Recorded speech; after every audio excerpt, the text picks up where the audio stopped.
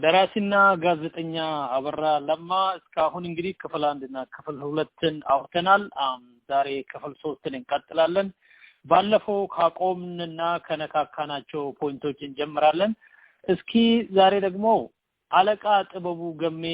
በትንሹ አንስቶልን ነበር ባለፈው። አለቃ ጥበቡ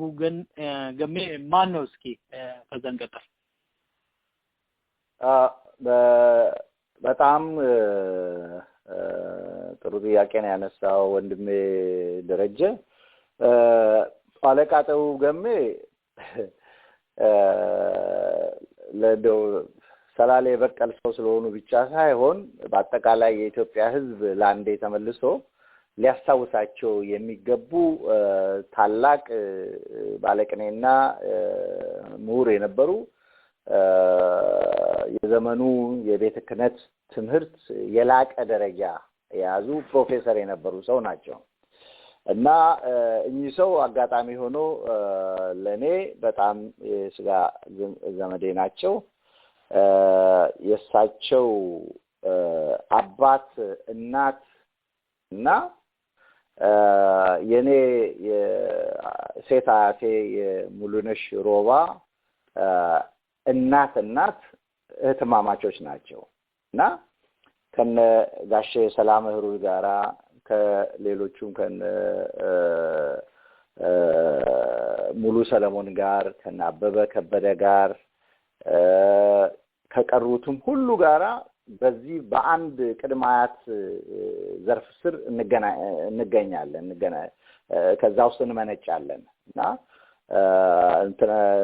ግራዝማች ሙጌታ ግዛውን ሁሉ እዚህ ውስጥ ይጨምራል። እዛ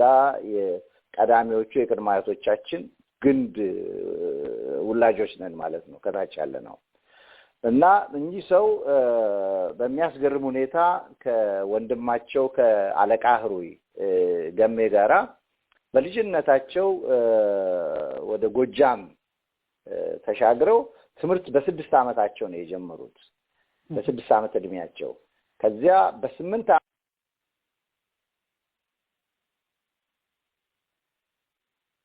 እዛ ነው የመጀመሪያው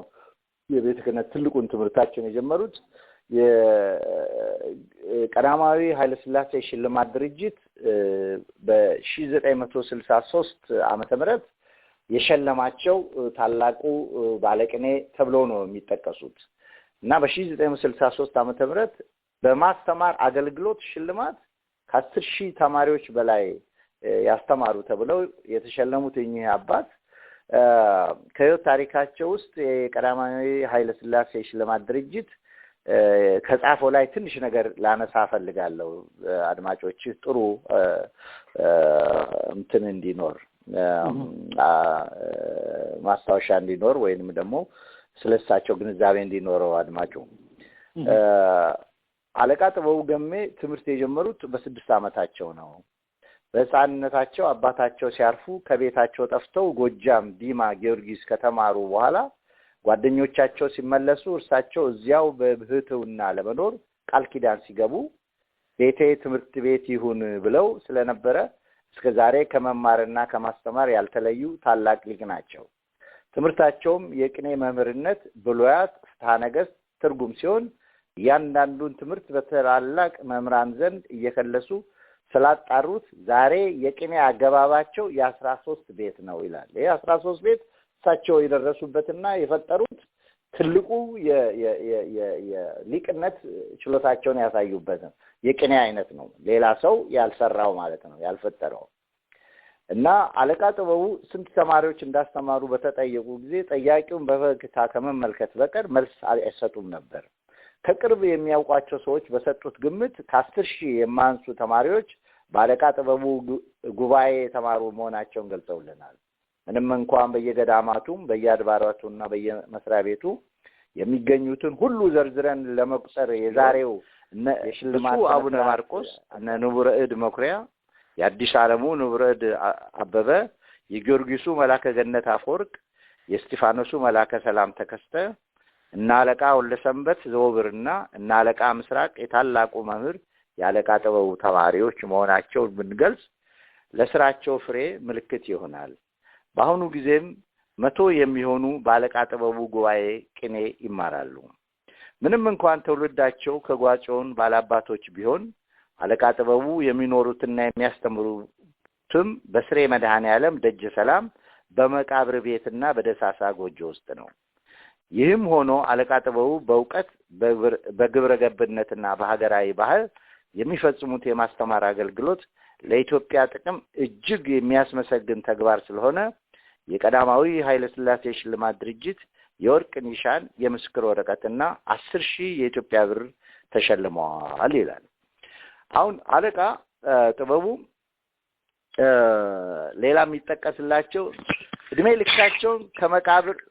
እዚህ ላይ እንደተቀመጠ ሁሉ ከመቃብር ቤት ውጪ ኖረው አውቁም። ይሄ መደበኛ የሆነ ቤት ውስጥ ኖረው አውቁም፣ አድሩም። መንገድም ቢሄዱ ቤተክርስቲያን ፈልገው ቤተክርስቲያን ውስጥ ያለ መቃብር ቤት ውስጥ ነው የሚያድሩት እና እድሜ ልካቸውን በሙሉ መቃብር ቤት ውስጥ ነው የኖሩት። የሚበሉት እንጀራ ወይንም ሌላ ስጋ ቀመስ ነገር እንደዚህ አይበሉም። እሳቸው የሚበሉት ሽምብራ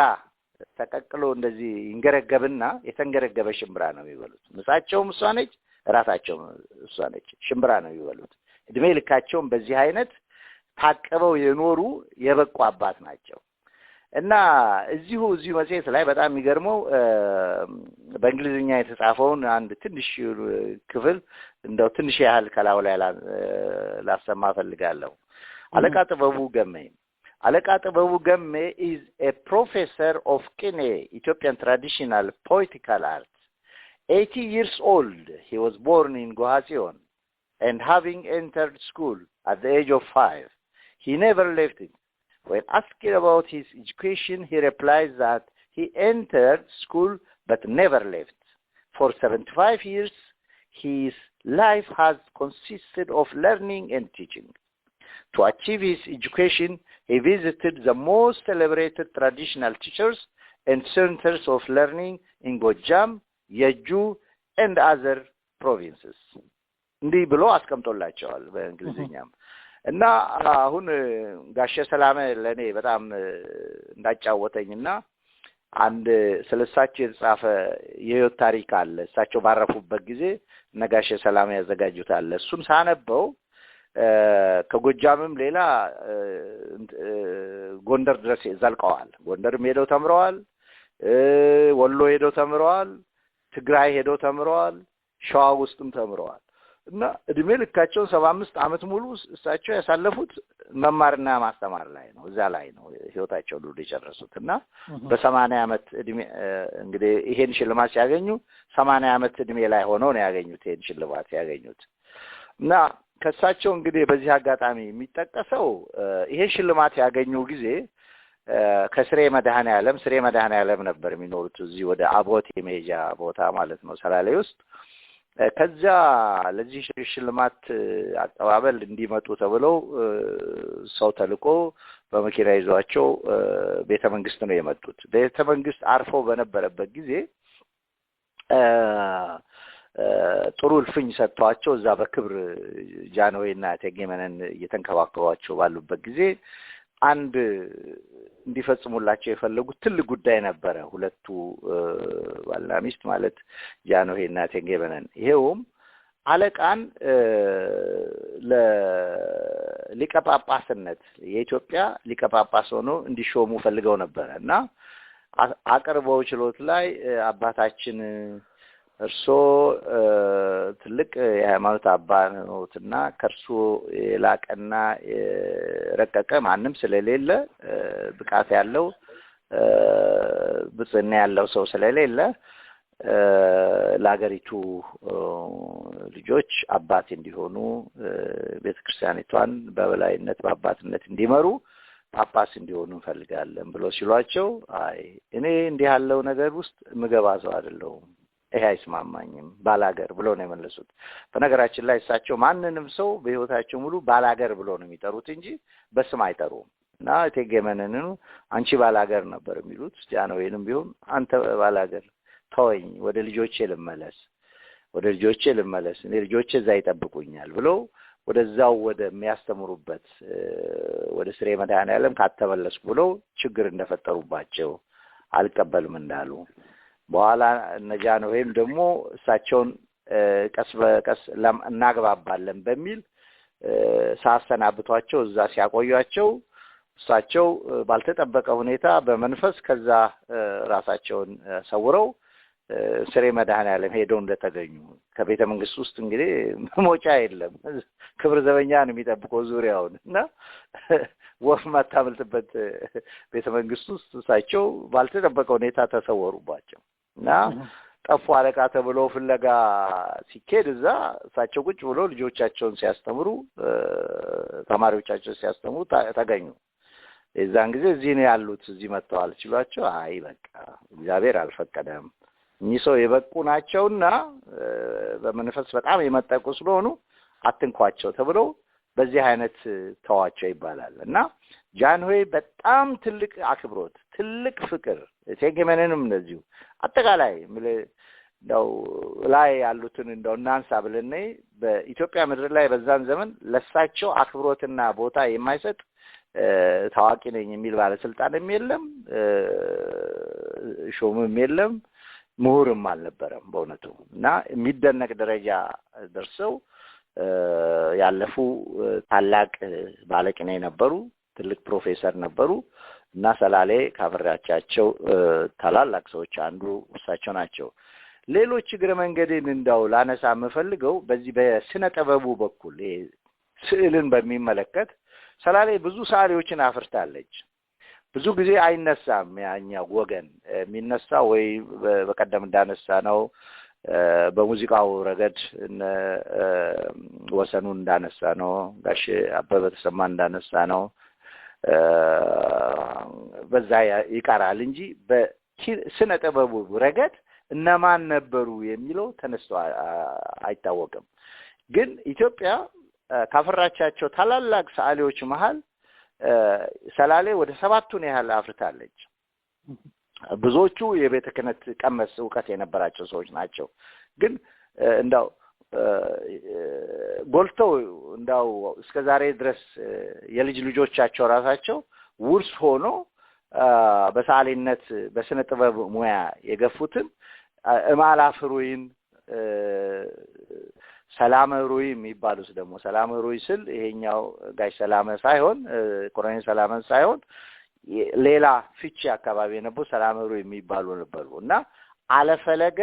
ሰላም ሩይ የሚባል የልጅ ልጅ የተኮ ነበሩ አለፈለገ ሰላም የዚህ አዲስ አበባ ዩኒቨርሲቲው በአሁን ጊዜ ያለው በአዲስ አበባ ዩኒቨርሲቲ ስር የሚተዳደረው የስነ ጥበባት ኮሌጁ ስም የተሰየመው በአለፈለገ ስም ነው አለ የስነ ጥበብ ትምህርት ቤት ነው የሚባለው አለ የፈለገ የሚባል ልጅ ሞቶባቸዋል ሰላም ህሩ የሚባሉት ስለዚህ ፈለገ የሚባለው ልጅ በልጅነት ሲሞትባቸው ሌላ ልጅ ሲወለድ አለ ፈለገ የሚል ስም እንዲህ አድርገው አቀናጅተው የሰጡ ናቸው አባትየው እነዚህ ማለፍ ህሩይ ትልልቆቹ የብዙ ቤተክርስቲያኖችን ስዕል በዛን ዘመን ሲስሉ የነበሩ ታላላቅ የስነ ጥበብ ሰዎች ናቸው ሌሎች አለቃው ለሚካኤል እንዲህ የሚባሉ ወደ ሌመን ስላሴ የነበሩ ጓጼው ላይ ደግሞ አበበው ለጊዮርጊስ የሚባል እንዲሁ ሌላ ሰው ነበሩ ብዙ ሰዓሊዎች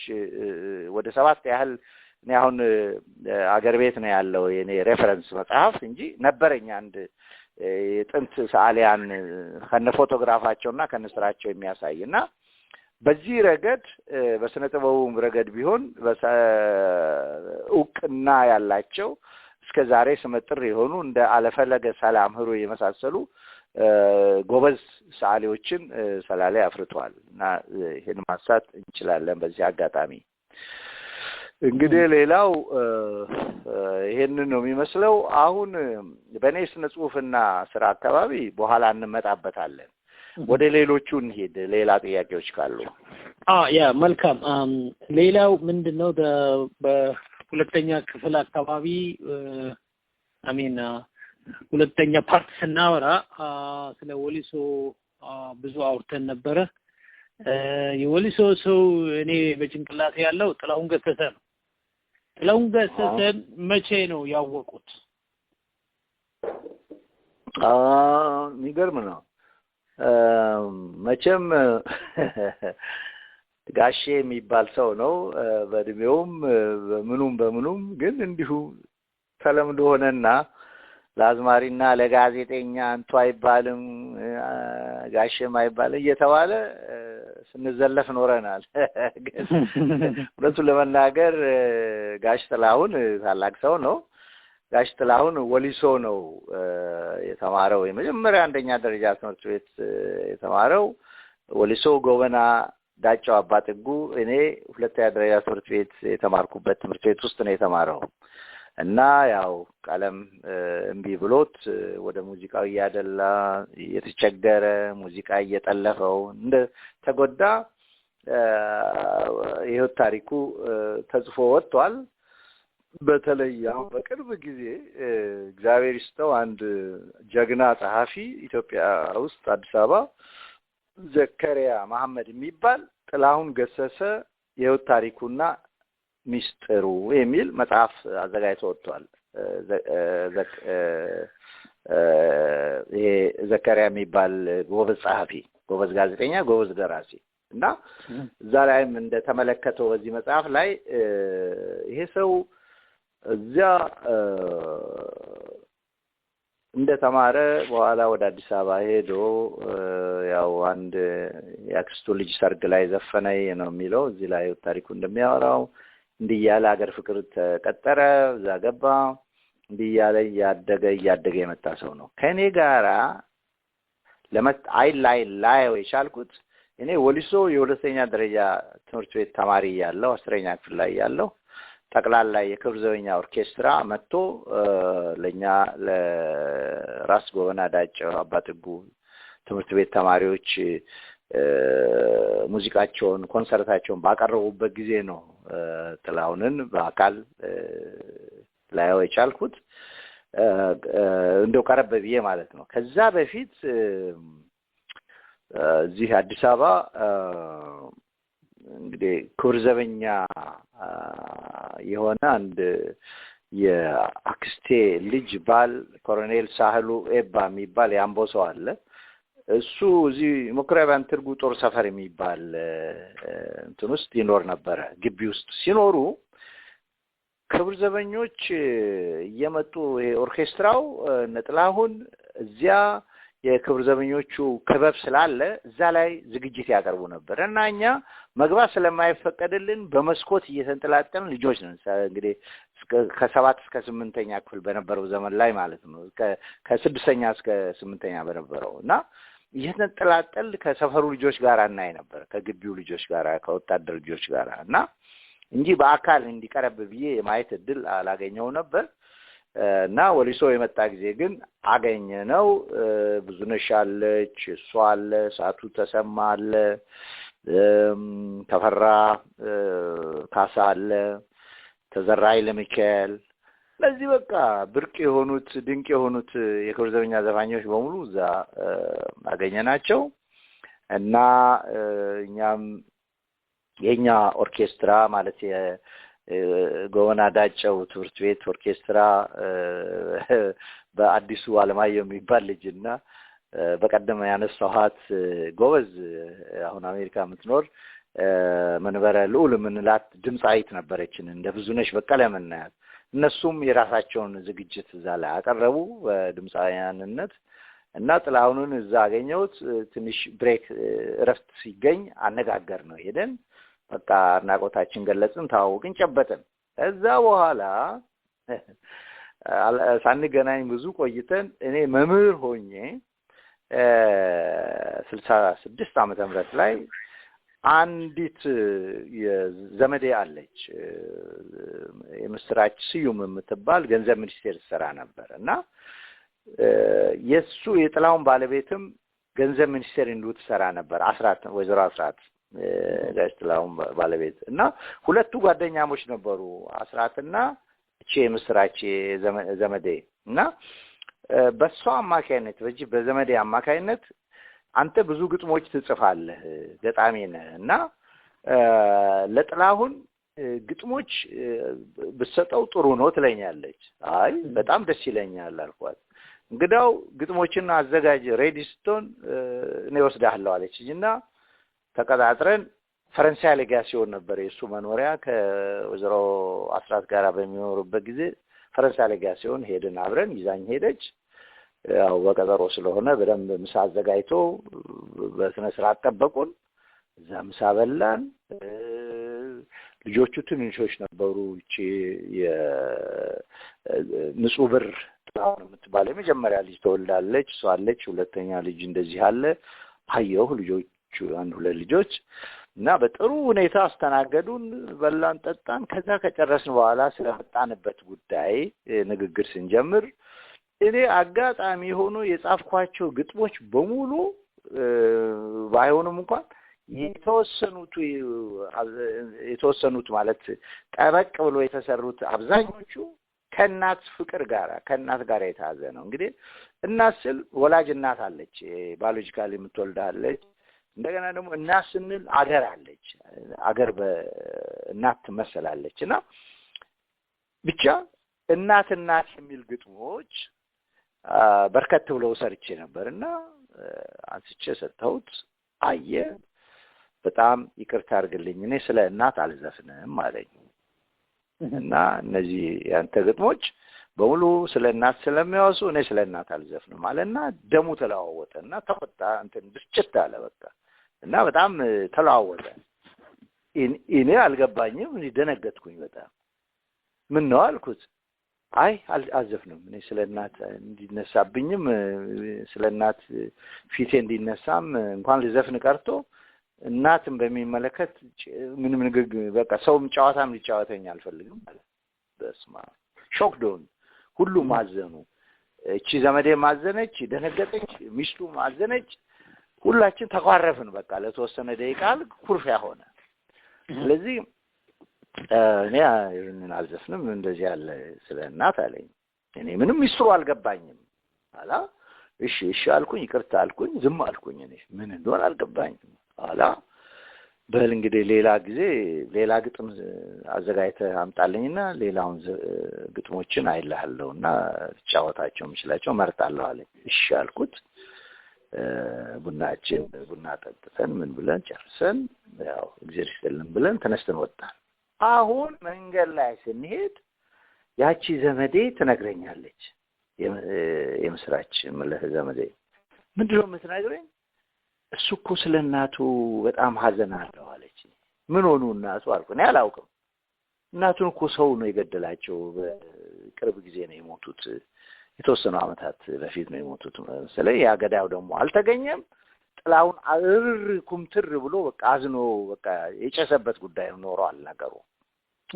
አይ አልኩ በጣም አዘንኩ በቃ በጣም አዘንኩ በእውነት በጣም አዘንኩ እንዴ በቃ ታላውቅ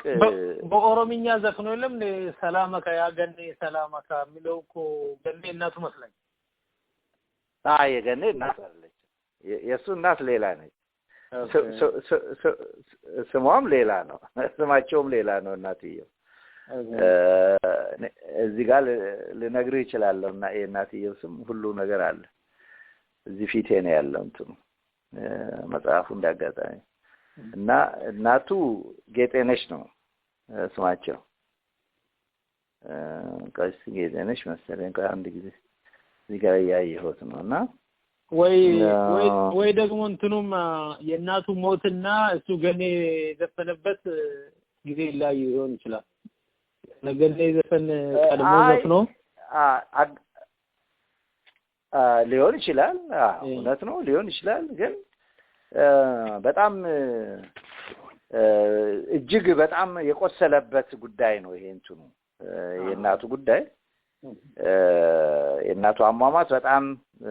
የሚያሸማቀቅና የሚያሳዝን ስለነበረ በዚህ ነገር ላይ ደስተኛ አልነበረም እሱ በዚህ ምክንያት ደስተኛ አልሆነም እሷ ነገረችኝ ለካ ቁስሉን የሚነካበት ነገር የሚያስታውሰው ነገር ነው ያልፈለገው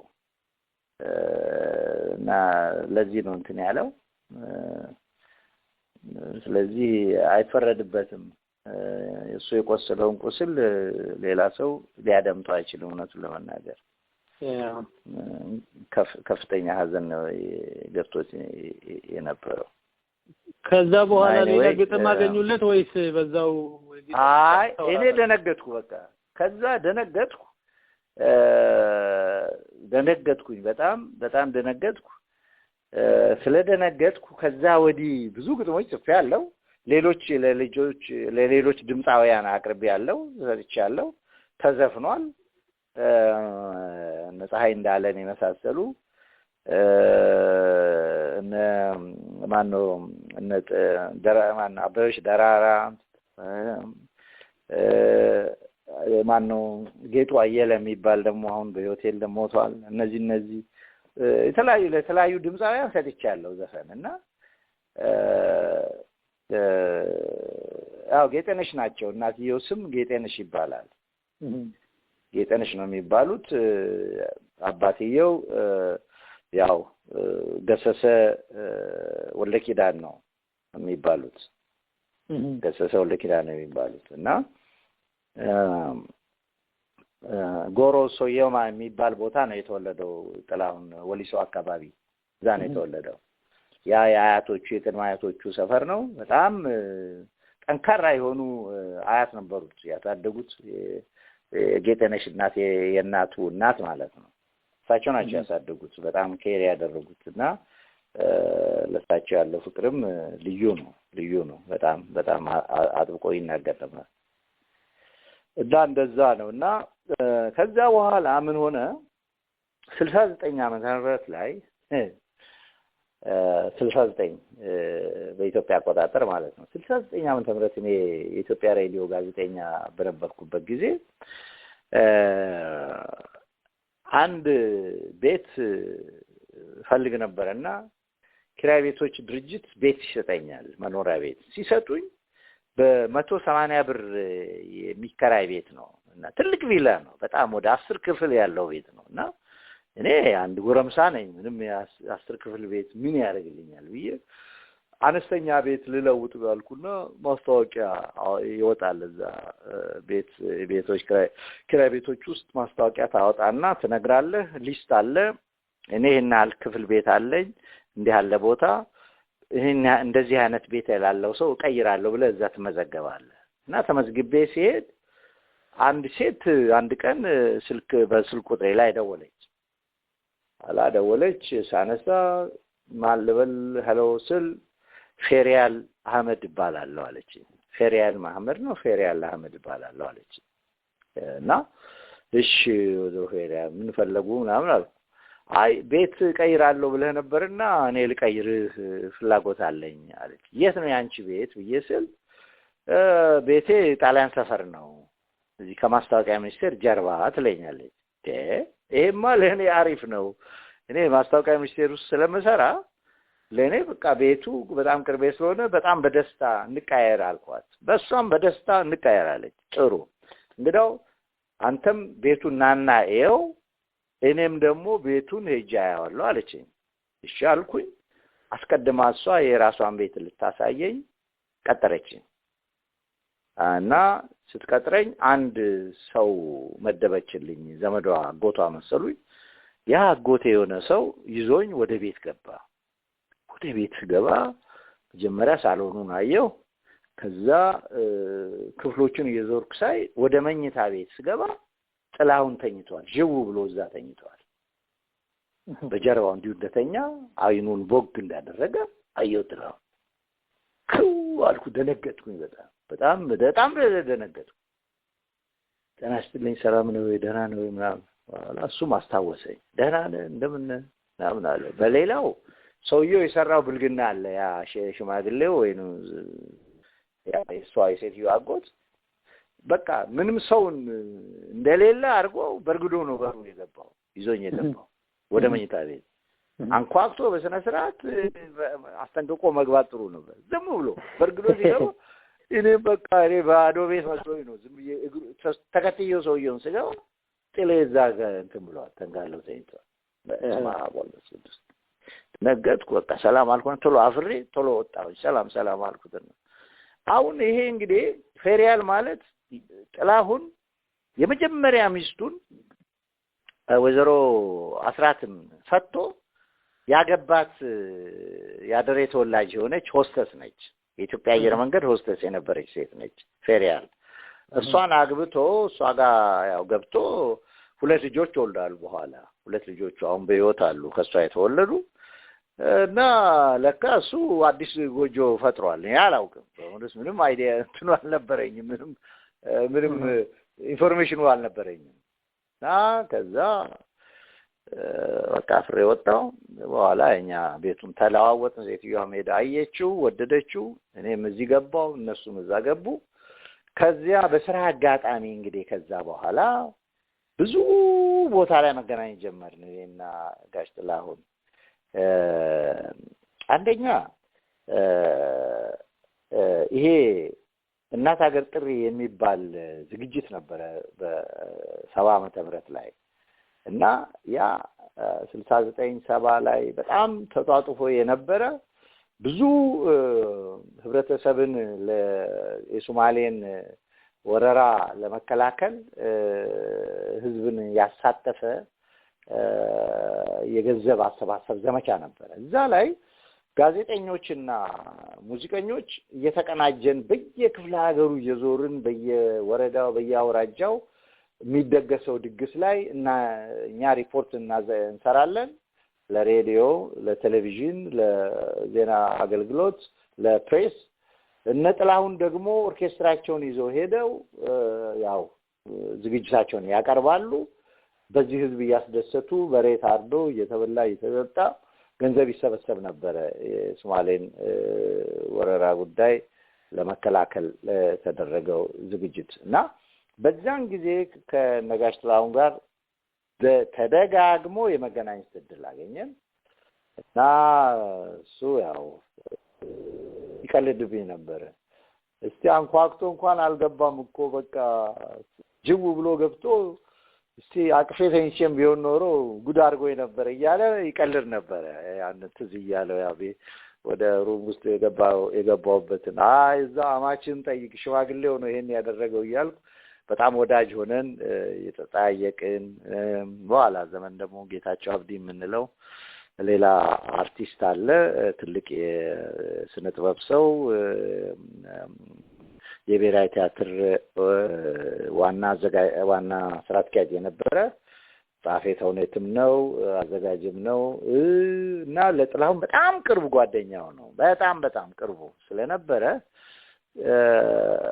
በጌታቸው አማካይነት በተዘጋጁ የምሽት ሽርሽሮች አንድ 2-3 ጊዜ አብረን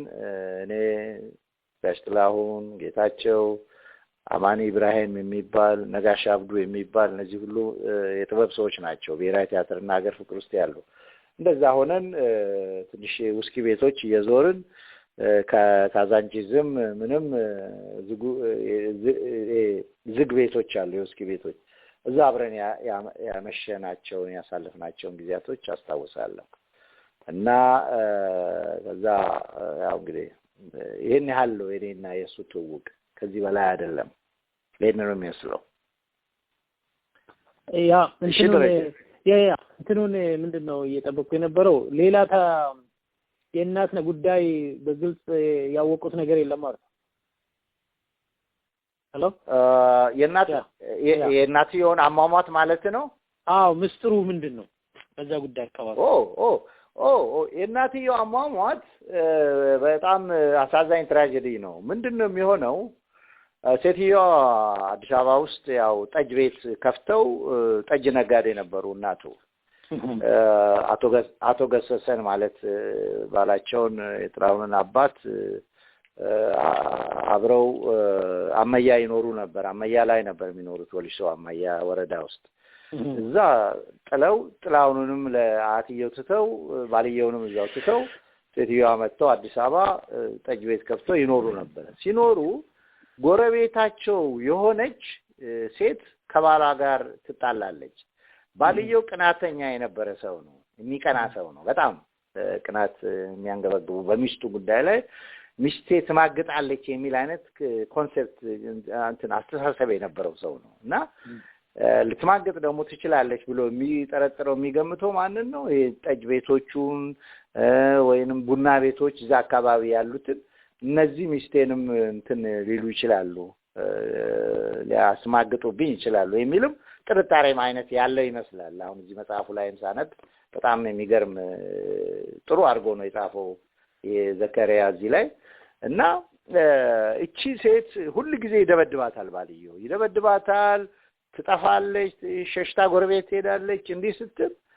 ያው እንደለመደችው አንድ ቀን ደግሞ እንደዚሁ ቀንቶ ሲደበድባት ሮጣ ሄዳ ጥላሁን እናት ጋር ትደበቃለች። ሮጣ ሄዳ እና አስጥሉኝ ምናምን ብላ የጥላሁን እናት ጋር ስትሄድ እሱ ሽጉጥ አውጥቶ በሽጉጥ ሁለቱም ላይ ተኮሰባቸው። ጥላሁን እናት ወዲያው የጥላሁን እናት ወዲያው ሞቱ። ችኛዋ ልጅ ቆስላ ዳነች፣ በታክማ ዳነች፣ ቆሰለች። ሴትዮዋ ግን የጥላሁን እናት ወዲያው ነው የሞቱት። በዚህ ምክንያት ነው የሞቱት። በገላጋይነት ሰው ሲገላግሉ ነው የሞቱት። ይሄንን ነው የሚመስለው። አሟሟታቸው በጣም ትራጂክ ነው። ለዚህ ነው ጥላሁን ያንን ግጥሞች አዘጋጅቼ ሲሄድ በቃ እኔ ስለእናት ነገር ምን በቃ መስፈንም አልፈልግም እንዲነሳም አልፈልግም ያለበት ሚስጥር በቃ በጣም ግልጽ ነው እና በጣም ቀስሙ ተሰብሮ ነበር በእናቱ አሟሟት ጉዳይ ላይ እና ለብዙ ጊዜ አስፈልጎ ምን ብሎ እንትኑን ደመኛውን ሰውዬ ሁሉ ማግኘት አቅቶት ነበር። እና መጨረሻ ላይ ግን ያው ሰውየው ተገኛሉ።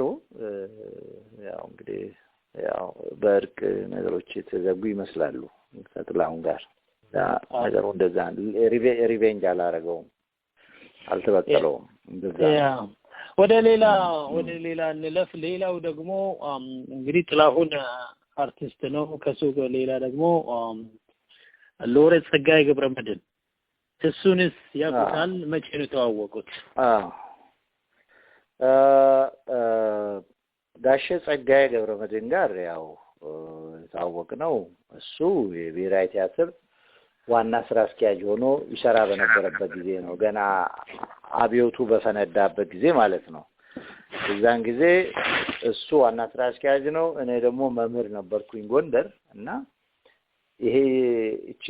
ኩሎች ጥላሸት የምትለው መጽሐፌ የመጀመሪያ መጽሐፌ በታተመችበት ጊዜ እዛች ላይ አንዲት ግጥም ለሱ ማስታወሻ ጽፌለት ነበር። በጣም ማደንቀው በጣም ሞዶ ገጣሚ ነው በነገራችን ላይ ጥሩ ለዘመናዊ የኢትዮጵያ ስነ ጽሁፍ እና ቲያትር በተለይ ለስነ ግጥም ጸጋዬኛ ቤት የተባለውን የፈጠረ አንቱ የተሰኘ የምርምር ሰውም ነው። በዚህ በስነ ሰብ በኩል ታላቅ የስነ ሰብ ምርምር አድርጓል። ስለ ኩሽ ማንነት፣ ስለ ኩሽ ስልጣኔ፣ ስለ አባይ፣ ስለ ምስር ማለት ግብጽ የምንላት ዛሬ ግብጽ የምትባለው እዛ የነበረውን የኩሽን ስልጣኔ የፈርዖንን ያን ሁሉ ፒራሚድ የሰራበትን የኩሽ ስልጣኔን ጥሩ አድርጎ አበጥሮ አንጠርጥሮ ጥናት ያካሄደ ምርምር ያካሄደ ግን ሳይታተምለት በማለፉ አዝናለሁ። የታተመ ስራ የለውም በዛ ረገድ ከስነጹ ከግጥም ስራዎቹና ከተውኔት ስራዎቹ ትርጉሞቹ በስተቀር እና በዚህ በጣም የሚማርከኝ ነበር። ሼክስፒርን ከከበደ ሚካኤል ሮሚዮና ጁሊየትን እሳቸው ከተረጎሙ በኋላ ወደ አማርኛ እነ ማክቤዝን እነ ሃምሌትን እና ሌሎችንም ተርጉሞ ለኢትዮጵያ አንባቢያን ለኢትዮጵያ የቲያትር ተደራሲያን ያስተዋወቀ ልበሙሉ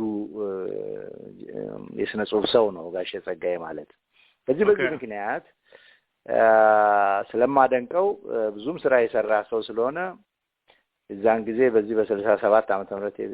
የታተመችው ኩሎች ጥላሸት ላይ አንድ ግጥም መታሰቢያ እዛ መጽሐፍ ላይ ጻፍኩለትና እኔን ሳያውቀኝ አስቀድሞ መጽሐፏን ያገኛትና ይሄን ሰው ስታገኙት ጥሩልኝ ብሎ ይላል አላ ሰዎች ነገሩኝ የዛ የብሔራዊ ቲያትር ሰዎች እዚህ ላይ አንድ ጥሩ ማስታወሻ ግጥም ጽፈለታልና ጋሽ ጸጋዬ ይፈልጋል አሉኝ ሲሄድ ቢሮ ይዞኝ ሄዱ እና በጣም በስነ ስርዓት ተቀብሎኝ አነጋገረኝና በጣም የደነቀው ነገር በኦሮምኛ የጻፍኳቸው ግጥሞች ናቸው በኦሮምኛ የጻፍኩት ደግሞ በጣም የሚደንቀው በሁለት አይነት መልክ ነው አንድ ኦሮምኛም በኦሮምኛ በራሱ ያው በቀደም ጋሽ አበበ እና የአገሪቱ ሁሉ ማስታወሻ እንዳነበብኩልህ ማለት ነው ሌላ ደግሞ እዚያው መጽሐፍ ውስጥ ጉራማይሌ ግጥም አለ እኔ የጻፍኩት ጉራማይሌው ኦሮምኛና አማርኛ ቀላቅዬ የጻፍኩት አለ በኋላ አነብልሃለሁ ትንሽ ጊዜ ካገኘ እና እንደሱ ያለውን ነገር አይቶ በጣም ገረመውና ደጋግሞ እነዛን ግጥሞች እያነበበ ቢሮ ውስጥ ቁጭ አድርጎ ብዙ አወራኝ ለመጀመሪያ ጊዜ በቃ ከዛ በጣም በርታ አንተ በቃ በደንብ ይታየኛል ብርሃን አለህ ወደፊት ማደግ የምትችል ሰው ነህ በዚያ ነው ከቀጠልክ በተለይ መልቲሊንጓል የሆንክ የምትጽፈው ነገር ለህብረተሰቡ ትልቅ አገልጋይነትን የሚያመላክት ይሆናል ጥሩ ተዋጽኦ ታደርጋለህ በስነ ጽሁፉ ረገድ ሁለቱን እያሳደጋቸው እንደዛ ትሄዳለህ እና ከዛ ጊዜ ጀምሮ ወዳጄ ሆነ ማለት ነው ተዋወቅን እና እስቲ የጻፍኩለትን ግጥም የዛን ጊዜ ላንብብልህ እዚህ ላይ የዛን ጊዜ ማለት መቼ ዓመተ ምህረት ነው 1967 ዓመተ ምህረት የታተመው መጽሐፌ ላይ ማለት ነው ኦኬ 60 ኢትዮጵያ አብዮት እንደፈነዳ የታተመው መጽሐፍ ላይ ማለት ነው እና ለሱ ማስታወሻ የጻፍኩለት ግጥም ዴዲኬት ያደረኩለት ገጣሚው የሚል ነው አስልቻለሁ ሁሉም በቆጠርኩ ጊዜ አሃዱ ገጣሚው ከዚያም ፀሐይ ክረምት ከዚያም ገነት የእግዚአብሔርዋ እና ደግሞም ዝርዝሩ ተሰርቷል ግን ወደ ኋላ ብንመለከት የመጀመሪያው በርግጥ ይመስላል ሌሎችን ሊያጠቃልል የቀሩት የመርፌ ቀዳዳ ያህል ይጠባሉ ስለዚህ ገጣሚውን ጻፍኩት በግሉ የሱ ክረምት ድፍን ዓመት ይቆያል ፀሐይን ሊቋቋም ይችላል ምስራቅ ያለ ልክ ይጨልማል እና የገነት ማክተሚያው ቆንጆ የሆነ እንደሆን እሱ እንደሚለው ገጣሚው በሱ ለሚያምኑ በጣም አስቸጋሪ ነው ህልምን ርቱ ለማድረግ ብዕርን አሹሎ ለአንድ ሩቅ ነገር በማደግደግ ገጣሚው አቻ አጣውልህ ብፈልግ ባስፈልግ ለጸጋዬ ገብረመድህን ቀዳማዊ ኃይለ ሥላሴ ቲያትር ይላል እንዲህ ተብሎ ነው ለሱ ማስታወሻ የጻፍኩለት ሌላው ቅድም ያልኩት ይሄ ጉራማይሌ ኦሮምኛና አማርኛ እንዴት ጽፌ በዛን ጊዜ እሱን ያስደነቀውን ግጥም ግረመንገዴ ላሰማ ለአድማጮች ቂጡማ ይላል እኩልነት የአባቴ እናት የእናቴም ጭምር ከጥንቱ ጊፍቲ ጉዶ የአፍሪካ ጉራቲ ተጉራቱ ዛሬ ላስብሽ ባያትነትሽ ላናግርሽ እኙማን ከያቤከሙ ዓለሚ ከሰበልጅሽ ፈልገውሽ እንጂ ፈልገሻቸው እንዳልመጡ ያ ዱባቱ ሊቪንግስተን የቀሩትም ከጉድጓድ ይውጡ ይሆድቃሽን ሊበዘብዙ ሀገራቸውን ለመጠገኛ ቀንቀሎ ዱዋ ባተኒት ዱፈመሌ ገንደከኛ ከቶ ምን ይሆን ያተረፉን በውርስ የታደለለኛ አሽከሪ ሳኒ ታው ማሌ ዋጢናፍ ጉዳን እርስ በርሳችን እያጣሉን ሲያባሉን አከፎን ቅርጫ ቢጥሌት ንባሰኒ ከየጥሬ ሀብቱ በደሽ ያስጫኑ ዋወርቂ ዋብሪ ባርጋማ ጨሲሱን የማንን ትዳር ሊያሞቅ ሊያዳብር ይሆን አፋን አኮቲራ ተንጉያፍ ገነመ ሳመን የማልበቃ ብሏቸው በግፍ መዳፋቸው ሲጫኑን ነውማን ኬኛ ጅጂረሜ አከቆላ ቦፋ ጥቁረት ወንጀል ሆኖ ሲነገር በይፋ ኢልማ አዲ ሰኒን ኢግኒ ኬኛ ቶኮ ኦፊ ማሊፍ ይላታ ታንጥኔሰን አኮ በዋነቷ ይሆን ቆርሳ ባጎረሰች ኢልሚሺ ሙግናን ለብዙ አመቶች ወይስ ሌላ አለ ምን ይሆን ሚስጥሩ ታኑጊን አፍሪካ ሐረስታዬ ቦሩ ታጭዶ አልቆ ገና በሸትነት ለውድማ ሳይደርስ ለብሔር ግልጋሎት ኢሪስቲ አባሳራ አሰኒ ድራሽሳ በለሰኒ መንታውን እያነባ እንደ ሕፃን ልጅ አውራጣቱን እየጠባ ብያባውን ይሳ ማሊፍ ላታ ነትዱባ በራሱ ምድር በራሱ ሀገር በራሱ መንደር እኙማን ኢሳራ ራፋተሜ ተሰዶ ሄዶ ወደ ዱር እንሸመቱ እንቆቱ እነገዱ ኢሰቲ ቶሌ የጦር ሜዳ ሆኖ ያደገበት የኖረበት ቀበሌ ነምቺ ቢሻን ቃላቴ ጀቻ ኖሬ አላሚ ኦፊረት ዛሬ ባዶ እጁን ሲቀር እንዴት ያዘን ይበሳጭ ይዩማሳት ሚንዳ ዳሪሳ መስቀላ ካሴ አማ መስቀላ ዱላና ጡጫ ሆኖ ሲስተናገድ ሲጋበዝ ወዶ እስኪጠላ ጅሬኝ ሬንፋታዬ ህይወቱ ሙሉ ለለውጥ አይቋምጥ አይሳሳ በረጅም ዘመን እድሉ ዋው በላው ሳ ኢልሞኒ አፍሪካ በነጻነት ጎሁስ ገጻቸው ሲበራና ሲፈካ ዝንጀ ዳወቴ ተንጪሱን ሰይና ልቡ ባዘን ፈዞ ያሰማል መዲና ኔቲፉዴ ኢልመዳልቼ ላና ለማፍሰዲታዬ የሰላም ኑሮ ለመኖር በጸሎትና በሱባኤ አመስገናዳ እንጀባኔ እንደዳው ይታገላል ከተስፋ ጋራ ዋ መከራ ጃባሰን ደርቤ አባን ኢልፍኝ አባን መነሸጌ ሐለጋታዬ ይነፉ ኢገሳን ደንገላሳ መሌ አከብሻን ዳልጌ እንደሚፈራው የዱር አውሬ በያረንቋውና በየጫካው በየዱሩና በየጥሻው ድምጹን አጥፍቶ የሚኖረው ኢልሜ አካውን ዱርቲ አሮሬስ ተለገራ እስኪዝንጂ ካዘ ሞት የማይፈራ ጣሎታ አሚልካል ካብራል ነብቻ ከሌሮ ሪሳ የጥቁሮች መሬት ለጥቁሮች ይያል ድልን ሊነሳ halkaneef guyyaa tan wajagu garanaaf garas ሞዛምቢክ ሮዴዥያ አንጎላና የደቡብ ገሚስ harka shiftotarra ያ ዴቢው የደ ሁሌም ይደነፋ በነ ኢያን ስሚዝ ህገወጡ ወንበዴ harmi akko ሜቱማ ሳነቤ ወለካታፌ ደማን እየቀዱ በመንጠጫቸው ነጭ መርፌ ላፌፊ ሪቡሽት ደምሲሱ በርባዳኒ ቶራናፍ ቶራስ ወልቲ ተሳባኒ የሷልጅ ላድግ ላይደላው በሱነቱ ላይ መካ አኩመን አሎ ዳልዮቶ የዴን ኢሚማን ኢሳ ጋዲነቃ ዴት ይኖራል እኩልነትን ይላታል ቅጥማን ኢልማናማ ተክቹማ ሆና ጋልቴና ጋሊ ብሎ ያውጃሊ እስከለተ ምጽአት ኤኙቱ ኤኙ ጫላ ነፍሴ ሚቲ እስኩት ያሳዩ እንደ ህፃን ልጅ ጎወምሱን ጋይጋ ያ ኢልማ ፈረንጂ ትንሽ ትልቅ ሳይል የጥቁር ሰራዊት መካጅሩ ያዱፉ ከያለም ግዛት እናቲት አፍሪካን ይስራት ያደራጃት ቂጡማ ያላላን ዋኮዴንሺ ጣሪያ ግርግዳ ይጠናከር በሺ አፍሪካ ተነሺ አሁን ተነሺ እምዬ ተነሺ በዚህ አበቃ የነው ግጥሙ በጣም ግር ነው ደግሞ ቴንክ ዩ በጣም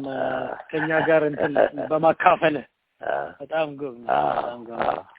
እሺ ነው ይሄ ነው ጋሽ ጸጋዬን በጣም ያስደመመው እና ከዚህ በኋላ እንግዲህ ጋሽ ጸጋዬ ጋር ያው ተውቃችን በጣም ጠንካራ ሆነ። እኔም ከጎንደር ከመምህርነት ጨርሼ ወደ አዲስ አበባ መጥቼ ወደ ማስታወቂያ ሚኒስቴር በጋዜጠኝነት ሙያ ውስጥ ተማሪቼ መኖር ከጀመርኩ በኋላ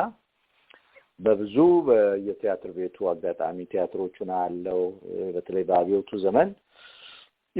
እንትን ያላቸው የጻፋቸውን ከመጀመሪያው ከሀሁ ፐፉ ጀምሮ እስከ አቡጊዳ ቀይሶ የሚለው መልእክተ ወዛደር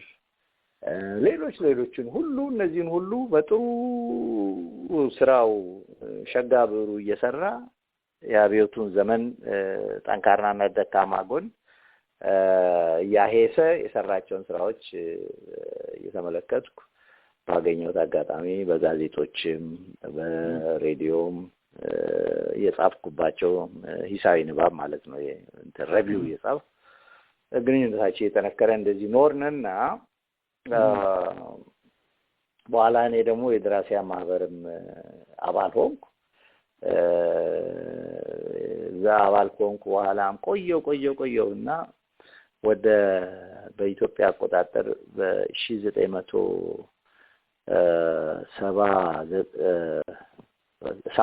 በ1981 ዓመተ ምህረት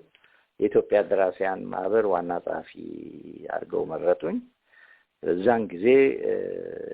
በቃ የበለጠ የሚያቀራረበን ቢሮ ውስጥ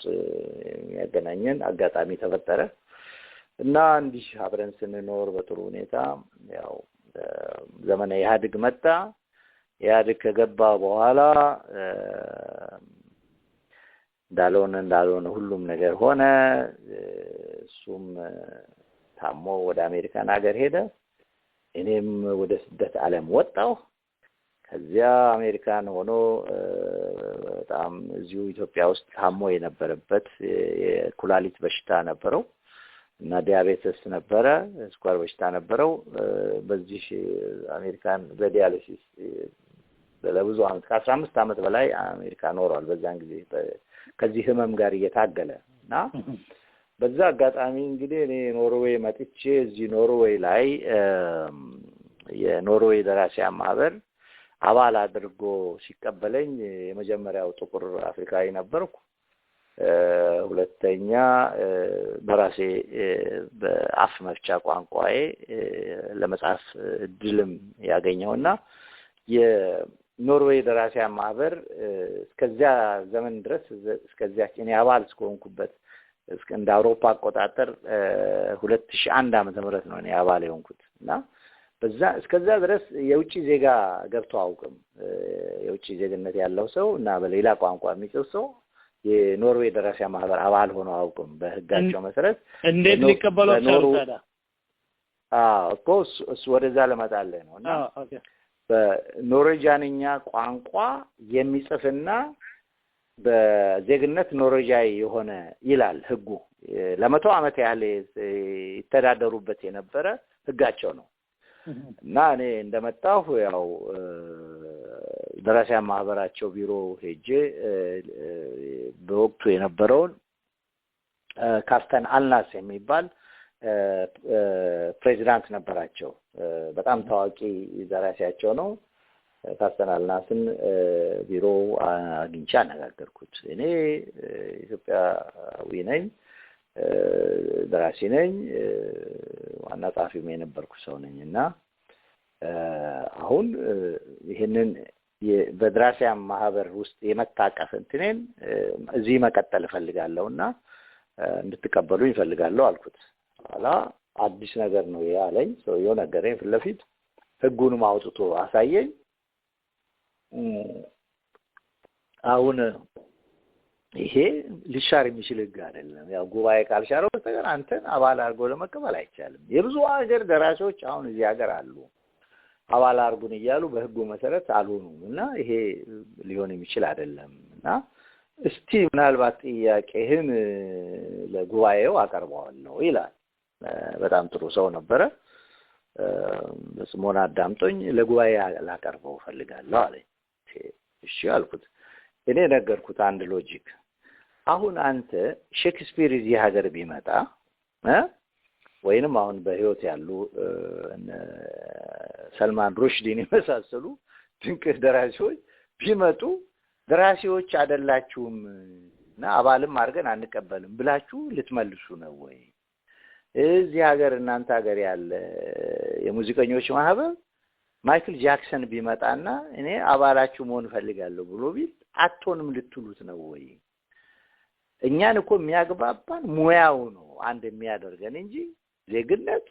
ቋንቋ እንደ የመሳሰሉት መሳሪያ እነዚህ ዝም ብሎ መሳሪያዎች ሰው ሰራሽ እንትኖች ናቸው እንጂ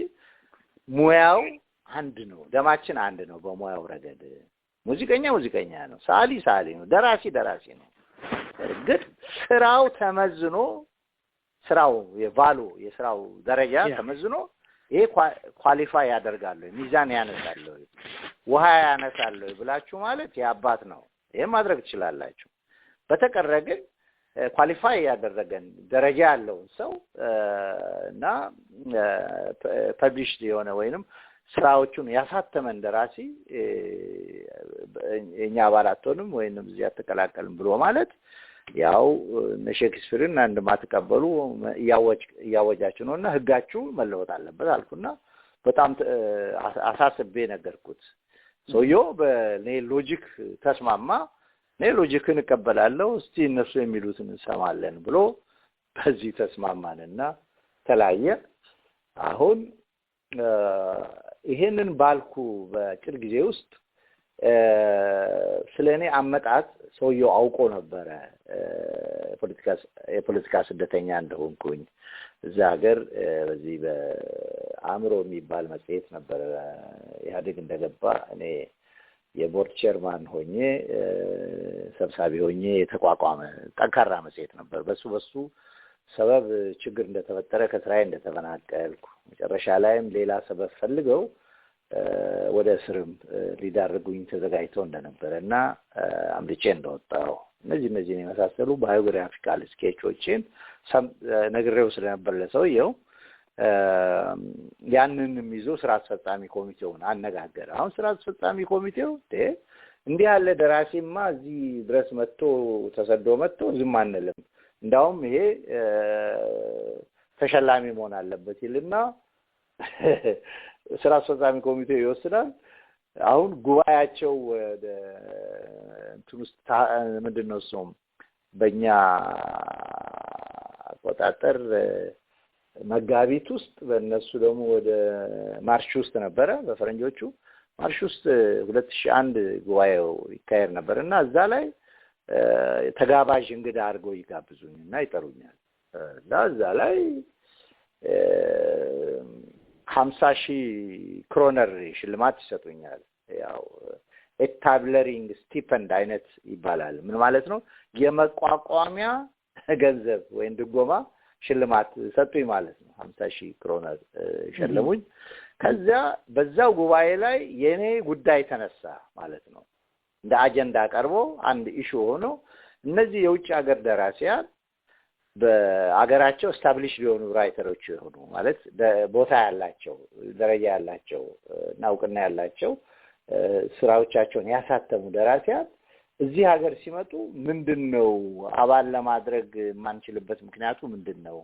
እንዲህ የሚል ህግ ድሮ ወጥቷል። ግን ሰው በተለያየ ቋንቋ ሊጽፍ ይችላል። ዋናው ነገር ሐሳቡን ማስፈሩ ነው በራሱ በሚችለው በሚያውቀው ቋንቋ እና 50 ዓመት ላይ ያለ ሰው እዚህ መጥቶ የኛን ቋንቋ ተምሮ ድርሰት ሊጽፍ አይችልም፣ ልቦለድ ሊጽፍ አይችልም፣ ወይም ታላላቅ የግጥም ስራ ሊሰራ አይችልም። በራሱ ቋንቋ ግን ይሰራል። አረብኛ በጣም ሰፊ ቋንቋ ነው፣ እንግሊዝኛ ሰፊ ቋንቋ ነው፣ ፈረንሳይኛ ሰፊ ቋንቋ ነው። በዛ ቋንቋ የሚጽፉ ደራሲያን እዚህ ሀገር የሚኖሩ እንዲኖሩ ፍቃድ ያለው ሰዎች ለምን አባል አይሆኑም የሚል ኢሹ ተነሳና ትልቅ ክርክር ተነሳ ጉባኤው ላይ። ተከራከሩ ያን አንቀጻቸውን ለመለወጥ የሚያስችል ብዙ ርብርብ ተካሂዶ በ86 ድምጽ ብልጫ ከመቶ ማለት ነው ቮት ተደርጎ ያ የድሮ አንቀጽ ተሽሮ ማንኛውም እዚህ ሀገር የሚመጣ የመኖሪያ ፈቃድ ያለው ደራሲ በራሱ ቋንቋ ይጻፍ ይፈልግ በኖርዌጃ ይጻፍ በእንግሊዝኛ የፈለገው ቋንቋ ይጻፍ አባል የመሆን ደራሲ ኤስታብሊሽድ ማለት ብቃት ያለው ደራሲ እስከሆነ ድረስ ስራው ተመዝኖ ይላል ስራውን ተመዝኖ ብቃት ያለው ደራሲ ሆኖ ከተገኘ አባል የመሆን መብት አለው የሚል በዛ በኔ ጥያቄ መሰረት ላይ ተንተርሶ ጸደቀና አባል ሆንኩኝ በዚህ ሰበብ ነው የሆንኩት ከዛ በኋላ ነው እንትኑ ጸደቀ አንቀጹ ጸደቀና ተለውጦ ተሻሽሎ በዚህ አይነት ጸደቀና እኔ ስራዎችን እንዳቀርብ ተጠየቀ ስራዎችን ያሳተምኳቸው መጽሐፍቶችን እንዳቀርብና እንዲገመገም ተባለ ከዚያ ገምጋሚዎች ይሄ ኢትዮጵያ ውስጥ የነበሩ ሚሽነሪዎች አሉ እዛ ተወልዶ ያደጉ ትልልቅ ሰዎች የሆኑ በጣም ቅኔ ተናጋሪ የሆኑ በተለይ ጎንደር ውስጥ እንትን ደብረታቦር የሚባል ቦታ አለ እዛ ከ100 ዓመት በላይ የኖርዌይ ሚሽነሪዎች ኖረዋል እዛ ተወልዶ ያደጉ ቅኔ የሚቀኙ ፈረንጆች አሉ እዚህ የሚኖሩ እነዛ አሉ ሌላው ዶክተር ሞልቨር የሚባል አለ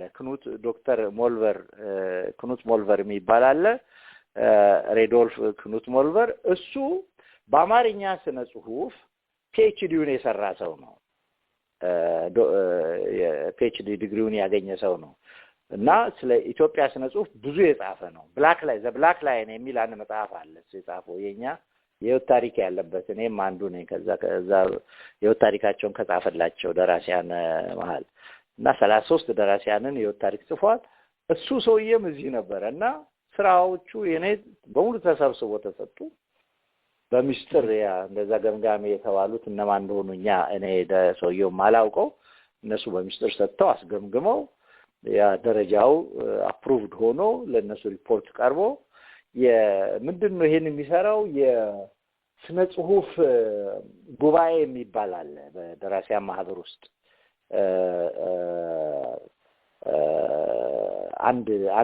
አንድ ኮሚቴ ነው ራሱን የቻለ ኮሚቴ ነው እና ሊትራሪ ሮድ ይሉታል በኖርዌጂያን ቋንቋ እና የስነ ጽሁፍ ምክር ቤት የሚባል ነገር ነው እና ያ ሊትራሪ ሮድ የሚባለው የስነ ጽሁፍ ምክር ቤቱ ወስዶ መጽሐፉን አስገመገመ ፊድባክ ባገኘው ፊድባክ መሰረት ብቃትና ደረጃ ያለው ደራሲ ነው የሚለውን ይሁንታ ሲያገኙ እኔን አባል ሆነሃል ብሎ ደብዳቤ ጻፉልኝ ከዛ ጊዜ ጀምሮ አባላቸው ሆኜ እየሰራዋለሁ እና አሁን እንደዛ አባል ሆኜ ያለው በፈረንጆች አቆጣጠር በ2005 ዓመተ ምህረት የኢንተርናሽናል ኮሚቴው የኖርዌይ ደራሲያን ማህበር የኢንተርናሽናል ኮሚቴው አባል አድርገው መረጡኝ በጉባኤ ላይ እና ይሄ የውጪ ልምድ ያለው ሰው ስለሆነ በእንደዚህ ያለ ዓለም አቀፋዊ ኮሚቴ ስራ ላይ የውጪ ዜጎች እጅ ስለሚያስፈልግ ብቸኛው አባላችን እሱ ስለሆነ እሱ መግባት አለበት ብሎ እኔ እዛ ውስጥ ገባው ይሄው እስከ ዛሬ ድረስ ላለፉት 18 ዓመት ሊሆነኝ ነው በ2005 ጀምሬ እስከ ዛሬ ድረስ 10 ዓመት ሆነኛል 10 ዓመት ሙሉ የዛ ኮሚቴ አባል ነኝ በየአመቱ ይመርጡኛል እዛው አለሁና እዛ ውስጥ እንግዲህ በ2005 ዓመተ ምህረት መርጠውኝ እንደገባው ጋሽ ጸጋዬ ጋራ በስልክ እንገናኝ ስለነበረ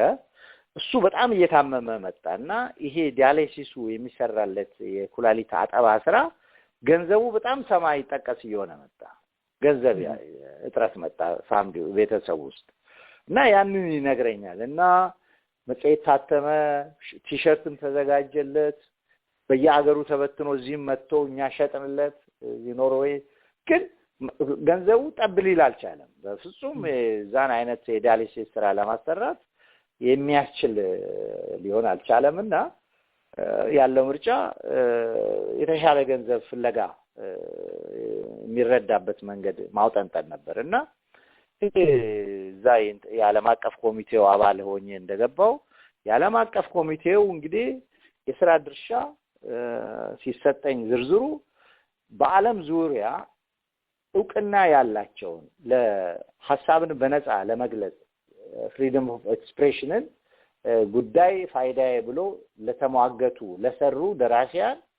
ለታሰሩ ደራሲያን ለተሰደዱ ደራሲያን ነው ይሄ ሽልማት የሚሰጠው ሽልማት መሸለም ነው የኛ አንዱ ስራችን ሁለተኛ የታሰሩትን ደራሲያን በታሰሩበት አገር ሄደን ሙግት መሟገት ነው እና እስር ቤት ሄደን እንጠይቃለን እና እስከ ኩባ ድረስ ሄደናል ሌሎች አገሮች እዚህ ጎረቤት ሀገር እንትን ምንድነው ሩሲያ አጠገብ ያለው እንትን ያውን ራሽያ ጋር ተፋጠ ያለ ሀገር አለ እዛ ድረስ ሄደናል ምንድነው ስንዴ ሀገር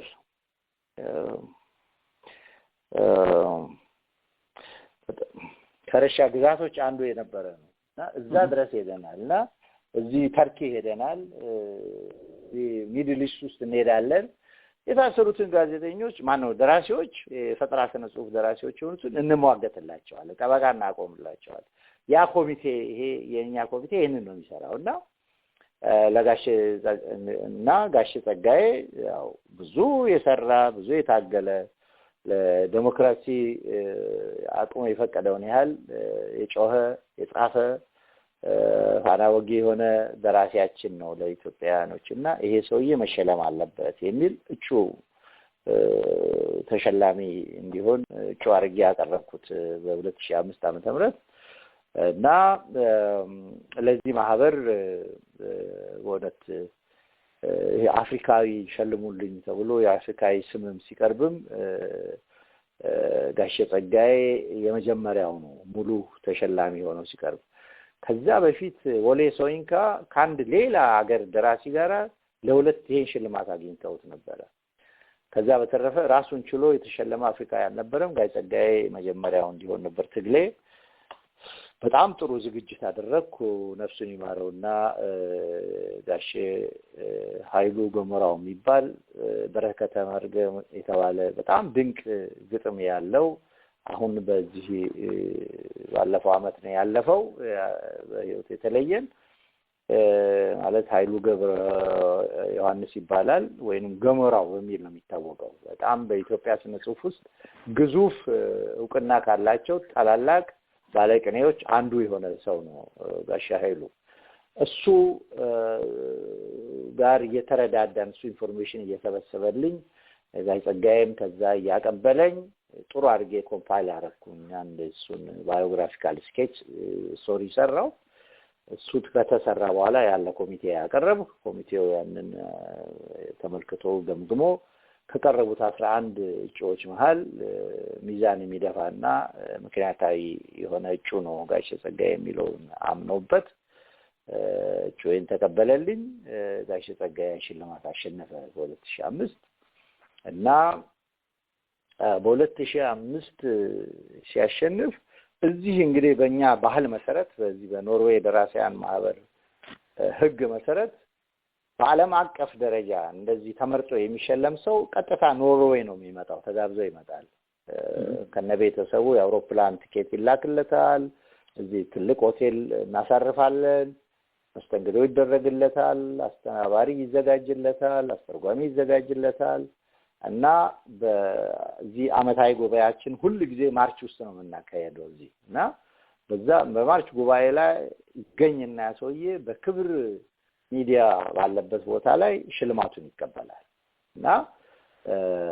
ይሄ ነበርና የጋሽ ጸጋዬ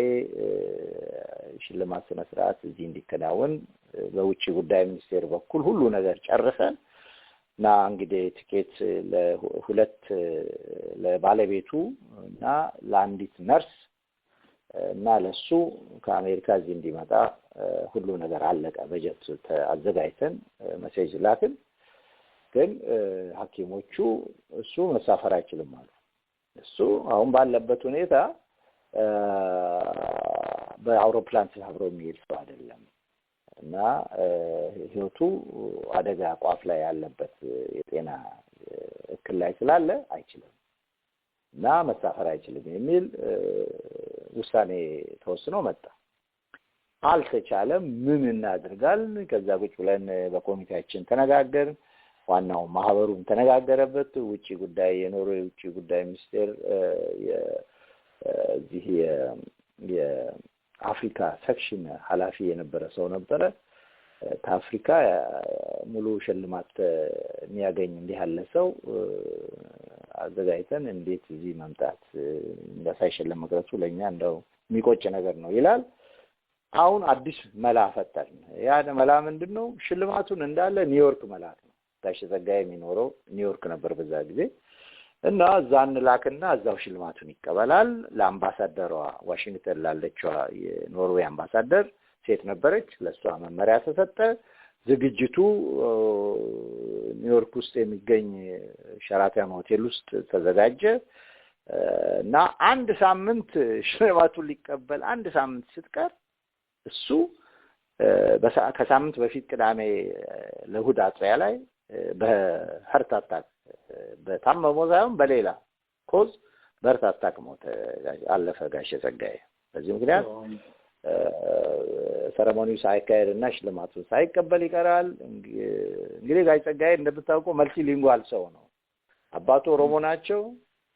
እናቱ የአንኮበር አማራ ናቸው እና መልቲ ሊንጓል የሆነ ሰው ነው። በሁለቱም ቋንቋዎች በደንብ የሚናገር አልጻፈበትም እንጂ በኦሮምኛም ቢጽፍ ኖሮ ጥሩ ነገር ይጽፋል ብዬ ማምንበት ሰው ነው። ለዚህ ነው እዚህ ቀደም የኔን ጉራማይ ላይ ሳይ ገርሞት የነበረው እና የኔን ኦሮምኛ ሙከራ ግጥሞች ሲያይ የተደነቀው እና ይሄ ሰው በጣም በሚያሳዝን ሁኔታ በዚህ አይነት አለፈ። አሁን እኛ ምን አደረግን? ይሄ መርዶ እንደመጣ የኛን የማህበራችን ምክትል ፕሬዝዳንት እሱን ቀጥታ ሽልማቱን ገንዘብ ይዞ ዲፕሎማውን ይዞ ኒውዮርክ ሄዶ አስከሬኑ በሚሸኝበት ስነ ስርዓት ላይ እንዲያቀርብ አደረግን። በሳምንቱ ነበር አስከሬኑ ሄደው በዛ ስነ ስርዓት ላይ በፕሮግራማችን መሰረት ገንዘቡን 100,000 ክሮነር ነው ያሸነፈው ያገኘው። 100,000 ክሮነሩን ይዞ እና ዲፕሎማ የክብር ዲፕሎማውን ይዞ ሄዶ ምክትል ሊቀመንበራችን በሰረሞኒው ላይ አስረከበ። ለትየላቀች ለባለቤቱ ማለት ነው። እሳቸው አስረክቦ አስከሬኑ ሸኝቶ ተመልሶ መጣ እና ጋሼ ልናድነው በጣም አቅማችን ያህል ሞክረን ነበር ልንደርስለት፣ ግን አይሆንም። እግዚአብሔር ፈቃዱ አልሆነም፣ አመለጠ። በዛ ነው የሆነው። ይሄን ይመስላል ጋሼ ጸጋዬ። ጸጋዬ ገብረመድህን ልጆች አላቸው? ስንት ልጆች ነው ቢኖራቸውስ? ጋሼ ጸጋዬ ባዮሎጂካል የራሱ ልጆች 3 ሴቶች ልጆች ናቸው ያሉት። እና ዮዲት ማህሌት እና ማለት ነው እንደኛው 3 ናቸው። እነዚህ 3 ሴቶች ልጆች ነው ያሉት እና ያው ከባለቤቱ ደግሞ የላቀች ያው ከቀድሞ ትዳራቸው እንደዚሁ ቀለሙ ፈተሸ፣ ቀንዲል ተሰበረ፣ ብዕሩ ለገመ፣ ብራናው ጠቆረ፣ ዋርካው ተቆረጠ፣ አድባር ተሸረጠ፣ አገር አኮረፈ፣ ስንጥኑ አረጠ። ኧረ ሞረሽ በሉ፣ ኧረ ዳኛ ጥሩ፣ ኧረ እግዚኦ በሉ፣ ኧረ ጋሼ በሉ።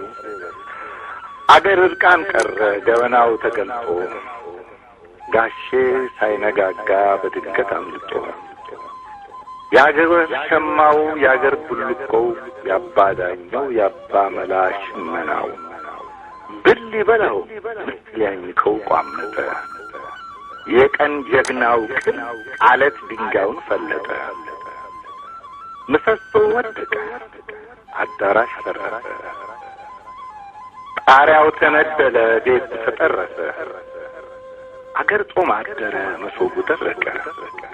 ምልክቱ ጠፋ፣ ጸጋው ተሰረቀ። ኧረ ሞረሽ በሉ፣ ኧረ ሀሁ ጭሩ፣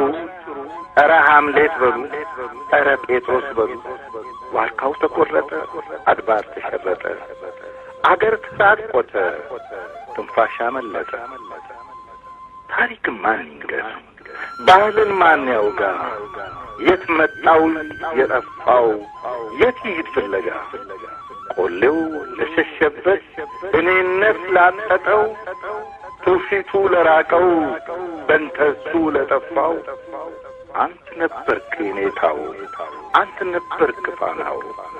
ወገን ፍኖት ጠፋው እንግዲህ ማን ይምራው ኧረ ሞረሽ በሉ ኧረ ቴዎድሮስ በሉ ኧረ አሞ በሉ ኧረ ሃሁ በሉ ካሊው ቀራሲው ከያኒው ፈጣሪው ጠበቃው ሸምጋዩ ፈላስፋው ወጌሻው አመለጠ በሉ ራቀን ኮለለ አንድ ላይነት ጥሪን ተቀበለ ኧረ ሞረሽ በሉ ኧረ በልግን ጥሩ የከርሞቱ ጠፋ እናት አለምተኑ መች እንዲህ ነበረ ውላችን ቃላችን ሽልማት ሆነ እንዴ ላንተ መጮኻችን ሽልማት ሆነ እንዴ ቀን መልበሳችን ሽልማት ሆነ እንዴ ቱቢት ቤታችን የክረሙ ቀንዲል ፈተህ ማንባታችን እሪ በአገሬ እሪ በኢትዮጵያ ይህን አባ ገዳ ጠፋ ከገበያ ሁሉም እኩል ለሱ ኦሮሞ አማራ ትግሬና ሻንቅላ ሲዳሞ ጊሚራ አኝዋኩ ወይቶ ማንቱ አፋሩ ገለቡ ሙስተሌው ከፍቸው አረሩ ሁሉም ለብላቴን ያንድናስ ልጆች ለሱም ወንድሞቹ ያው መንትዮች እሪ በአገሬ እሪ በኢትዮጵያ ያገር ጌጥ ባንዲራው ጉላት አርማዬ ኢልማ ኦቦ ካዌስታ ያምቦ የቱለሙ የሜጫው ጃዊሳ ነጋቲ ካለ ቆረጠ ተነሳ ያንኮበሩ ዲያቆን የኢትዮጵያው አንበሳ አንተ ጋሼ እኮ መች ጉዳያችን ተቋጨ እቅፍ አበባ ይዤ ተደጅ ተቀምጬ መች ቤት ለእንግዳ አልከኝ መች ተቀበልከኝ በቃሌ ስገኛ ተመቃልክን ጠበቅልኝ ማን ይቀበለኝ መክሊቱን ማን ይረከኝ ወረቱን ማን ይስማኝ ማኝነቱን ያለኝ ተኮ ደሽ ጸጋዬ የኔነት ምልክት ያምበልነት አርማዬ እንግዲህ ማን ያውጋኝ ግብቱን የሚየን ያገሬን የወገኔን ስቅየቱን የትናንትኛነታችንን ገድሉን የሃም ካምን የስጣውን ያትባራዋን ፀሐይ ውልደቷን የኩሽን ጥበብ ሚስጥራይ ትብቱን ማን ይንገረን ማን ያስረን ጋይ ጸጋዬ አንተ ጠንቋይ ትንቢት ተንባይ ማማዬ አንተ ጋሼ ምነው ብዙ ስታወጋኝ ብዙ እንዳደምጥ ስታሰጋኝ ይህን ትንፋሹ ጦሰት አመልክን ብቻ ደርበታኝ ለካስ ወንድ ልጅ የሚያለቅሰው ብቻውን ነው ያልከው እንዲህ ነው ለካስ ጴጥሮስ ያችን ሰዓት ማለት ይህ ነው እንጃ ጋሼ ፈራው አላውቅኝ እንጃ ጋሼ ሸሸው ጥናቱን ሽማማን ቀበልኩልህ አንተ ጋሼ እባክህ ተለመነኝ ያስኩልህን አበባ ተቀበለኝ ቅዳሜ እኮ ነው ቀጠሮ ያለ እባክህ ቀና ብለህ አናግረኝ እባክህ ላንዴ ተቀበለኝ ካለህበት ጠብቀኝ ውላችንን አጥፈህ እኔን ቃላባ አታድርገኝ አንተ በቃልህ ላትገኝ እኔን ጭትራት አደረግ ልማትክን ተቀበለኝ አበባ እንጂ እሳት አይደለም እመነኝ እባክህ ጋሼ ሽልማትክን ተቀበለኝ አበባ እንጂ እሳት አይደለም እመነኝ ጋሽዬ እባክህ ተለመነኝ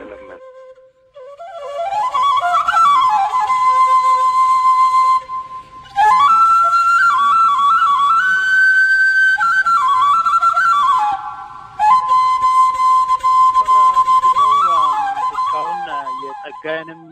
የጥላውንንም ያው በተወሰነ ደረጃ የሚያውቁትን ያህል በህይወት ዘመን ካጋጠሙት የሥራ ጓደኞች ወይም ደግሞ አብሮ እንግዲህ በምንም ይሁን በምን የተገናኙትን ሼር አድርገውልናል በጣም ነው ማመሰግነው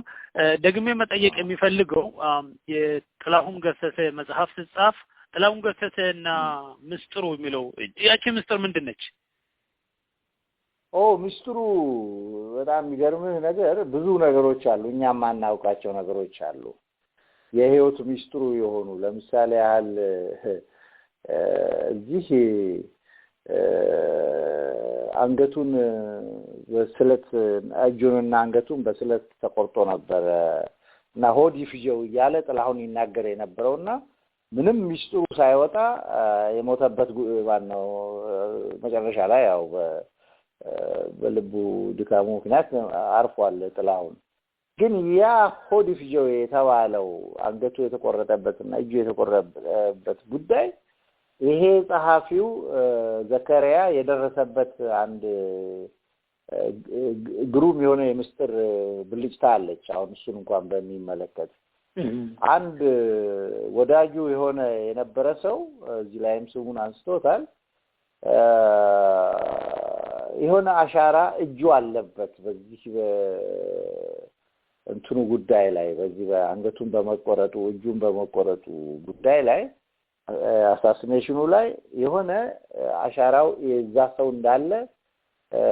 ምልክት የምትሰጥ ነገር አለች ያ ሰውዬ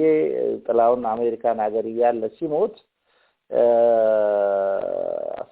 አንድ ያልታወቀ ሰው ደውሎ ለጥላውን ጻፊ ሆና ጥላውን ቤንዚን ማደያ ውስጥ ተሰራ ለነበረች ጻፊው ጥላውንን እንኳን ደስ አለ ጠላቱ ሞቶለታል ከላይ ሞቶለታል ብራም ብሎ ይናገራል ያልታወቀ ሰውዬ አላ ልጅቷ ተደረግጠና ሰው በመሞቱ ጥላውን በምን ይደሰታል ምናምን ብላ ብቻ ከላይ ሞቷል ብለሽ ንገሪው እሱ ያውቀዋል ምናምን ይላል ያ ሰው ከዛ ጥላሁን ያው ሲደውል ከአሜሪካ ለጻፊው አንድ ሰው እንዲደውሎ ከላይ የሚባል ሰው ሞቷል እና እንኳን ደስ ያለው በዩ እና መልእክት አስተላልፊ ብሎ አለኝ ይሄንን መልእክት ተቀብያለሁ ምናምን ብሎ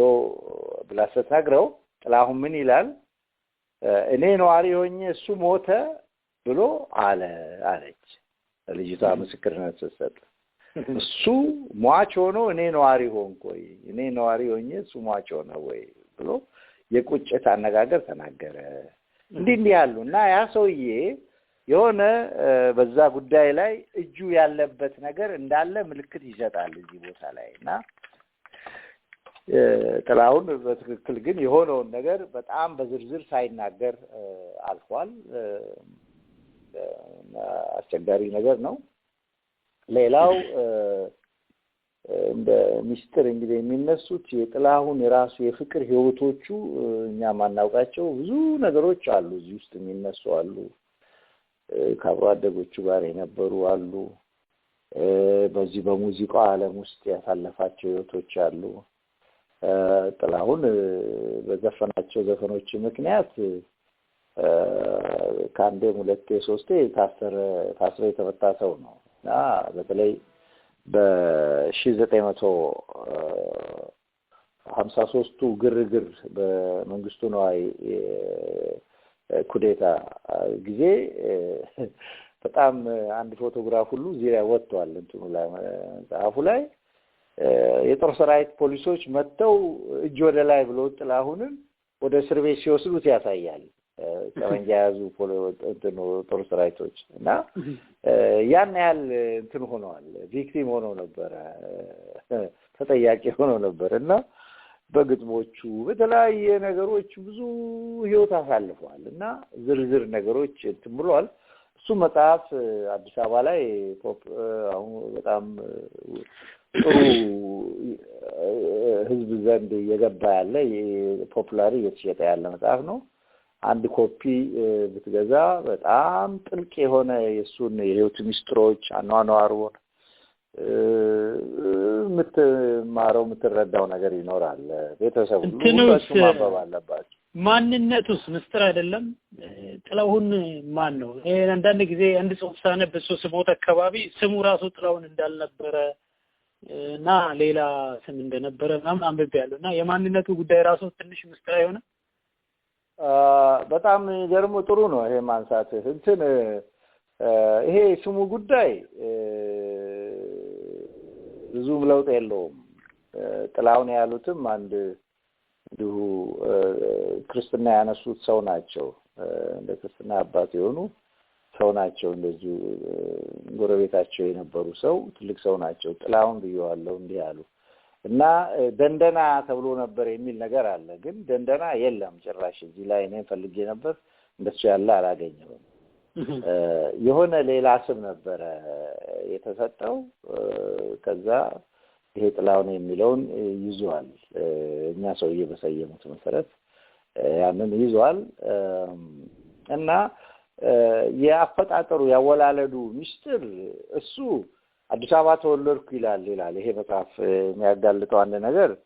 ጥላሁን ራሱ ኢንተርቪው በሰጠ ቁጥር ጠመንጃ ሰፈር አዲስ አበባ ተወለድኩ ይያለ የሰጠው ኢንተርቪው አለ ይላል የሱ የናቱ የአጎት ልጅ የሆነ ሰው አቶ ፈይሳ የሚባሉ ደብረ ብርሃን ይኖሩ የነበሩ ሰው ያዙት ማስታወሻ ጥላሁን ሲወለድ አብረው የነበሩ በቦታ የነበሩ ሰው ናቸው ሳቸው ጥላሁንን ከሐስ ከፈል ጽፈዋል ሲሞቱ ድረስ እሱን እንቅስቃሴ ታሪኩን በደንብ መዝግበው ነበርኛ በጣም ጠንቃቃ ሰው ናቸው በዚያ ላይ ተመስርቶ ነው ይሄ መጽሐፍ የተጻፈውና እውነታው በጣም ጎልቶ ነው የሚታየው ምንም ስውር የሆነ እንትን የለው መባል ያለበትን መገለጽ ያለበትን ገልጸዋል እዚህ ላይ ሰውየው ጽፈዋል እንዳለ እና ግን የተወለደው ያው ጎሮ የምትባል ቦታ አለች ከወሊሶ ከተማ ትንሽ ወጣ ብለ ያለች ነች ወደዚህ ወደ እንትን ስንሄድ ወደ ማነሱ ምንድነው ምንለው ወደ ወልቂጤ ለኔር ስንል ያለ መንደር ነው አምባ ነው እዛ ውስጥ ነው የተወለደው ማለት አቶ ፈይሳ በጣም ግልጽ አድርገው በጥሩ ሁኔታ አቅርበውታል እዛ ላይ እና ያ ነው እና እንግዲህ ምንድነው የእናቱ አሟሟት ራሱ ግልጽ ሆኖ አይታወቅም ነበር ያ እንደሚስጥር እዚህ ላይ በግልጽ ተቀምጧል በደንብ ተጽፏል ገዳያቸው ስሙ ሳይቀር አሟሟታቸው ሁኔታ ሁሉ ጥሩ በሆነ ሁኔታ መቼም በጣም የሚደንቅ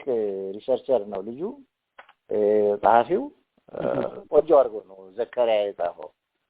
እንትና አንድ ጊዜ ዘላለም ገመቹ የሚባል ለቮይስ ኦፍ አሜሪካ የሚዘግብ በኦሮምኛ ፕሮግራም ላይ አንድ ጊዜ ሰምቼዋለሁና ጥላሁን ያለቅሳልና ምን ነው ለምን ያለቅሳሉ የሆነ የኦሮሞች ስብሰባ ላይ መጥቶ ያለቅሳልና ለምን ያለቅሳሉ ብሎ ኢንተርቪው ያደርጋቸው ይሄን ሁሉ ስራ ሰርቼ ይሄን ሁሉ ጊዜ ኖሬ ለኦሮሞ ህዝብ ባህል እና ሙዚቃ ማደግ ምንም ሚና አልተጫወትኩም እና ያ ይወጣኛል ብሎ ኢንተርቪው ሰጥቶታል እኔ ራሴ በጆሮዬ ነው የሰማሁት ዘላለም ገመቹም ይሄን ነገር ያስታውስ ይመስለኛል ሊሆን ይችላል ሊል ይችላል ምክንያቱም በአማርኛ የተጫወተው ነው ያህል በኦሮምኛ አልተጫወተም ጥላሁን የተጫወታቸው ደግሞ የአማርኛ ዘፈኖቹ ማነው የኦሮምኛ ዘፈኖቹ ድንቆች ናቸው ከአማርኛዎቹ በምን ተአምር የማይተናነሱ አሪፍ የሆኑ ዘፈኖች በኦሮምኛ ዘፍኖ ያለፈ ሰው ነው እና በርግጥም ሊቆጨው ለብዙ በዘፈንኩ ኖሮ ብሎ ሊል ይችላል ይሄ ሰው ሊናገር ይችላል ምንም ጥያቄ የለውም በቂ አይደለም እንትኑ እንዳልከው በቂ ብዙ ዘፈኖች ኦሮምኛ አልተጫወተም ግን የተጫወታቸው በሙሉ ደግሞ አሪፎች ናቸው ወለቱ ግሩም የሆኑ አርጎ ተጫውቷቸዋል የተጫወታቸው ነው ያህል እና ሊቆጨው ይችላል ያስባለሁ ይሄ ፍቅር እንባ ነው የሚያለቅሰውና እንደዛ ይመስለኛል ሳይሌ ደጋጎን ያቁታል ከኮሬል ሳይሌና በርቀት ነው ማውቃቸው ያ ምን እናደርጋለን አሁን ይሄ ራሱ ከሁለት ሰዓት በላይ ስለሆነ እንደ አሳይመንት እንቶ የኮሎኔል ሳይሌ ደጋጎን ስራና አንዳንድ የቦሶን ትዝምል ነገር በስራ አጋጣሚ ደግሞ ተገናኝቶ ከሆነና አንዳንድ ለአድማጭ ሼር የሚያደርጉ ነገር ካለ እሱ አንድ ሁለተኛ ደግሞ የበዓሉ ግርማ ጉዳይ እናነሳለን እንግዲህ አንድ ላይ እንደ አሳይመንት አድርጌ መተው የሚፈልገው ምንድነው በክፍል አራታችን ቃለ መጠይቅ ውስጥ ምንድነው አበራ ለማ ጸጋይ ገብረመድን ጥላሁን ገሰሰ በዓሉ ግርማ ሳይሌ ደጋጎ እና ሌላ እኔ ነው ብዙ ማላቃቸውና ብዙ እንትን ማልላቸው ሰዎች በኢትዮጵያ ስነ ጽሁፍ ውስጥ በተለይ በአማርኛ ስነ ጽሁፍ በአማርኛ ሙዚቃ ውስጥ ዋናውን ድርሻ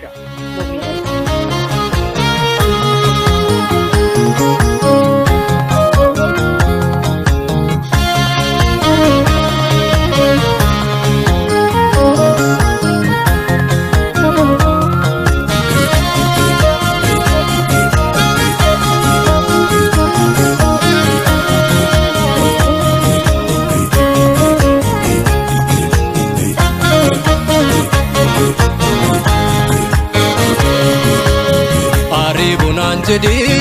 lokoye midagdo magale sifanjrole anan sulufti asini hariti sikena alaginya aribunan jadi lokoye midagdo magale sifanjrole anan sulufti asini hariti sikena Sumasi mata dagai fagenya rake beredu nasgai jalan nama kabda dagai ijan silalu senyiko asgai kalbi nama fuda adaje bojetu mondati enyu asingitu surti wa maragaroye wadarga inoltu awitate naftu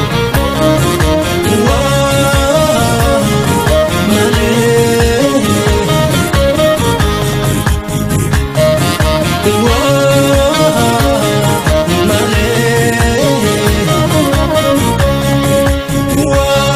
ifti bareda ke male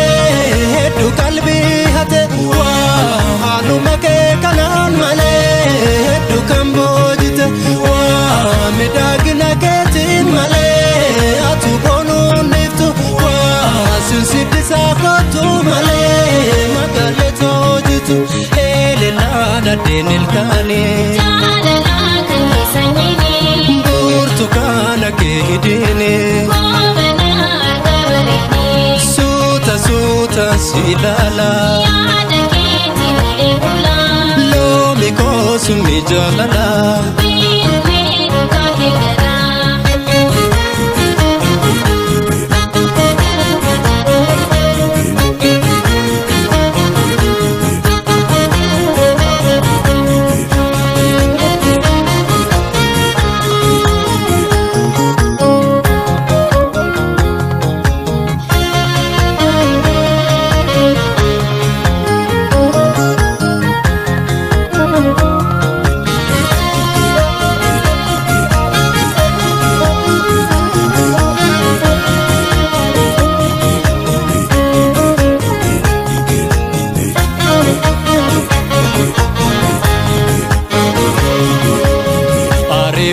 jadi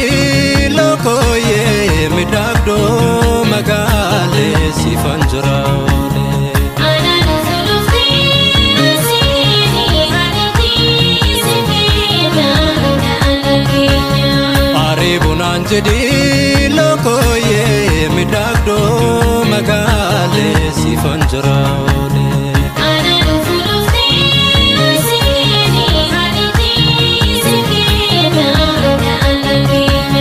Kesuma simata dagae fagenya ragae beredu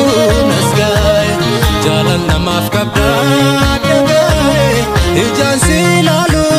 sanyiko asgae kalbi namafuda danse bojeto bondati enyu asingetu soreti wa marakaroye walargan hinontu awitate naftu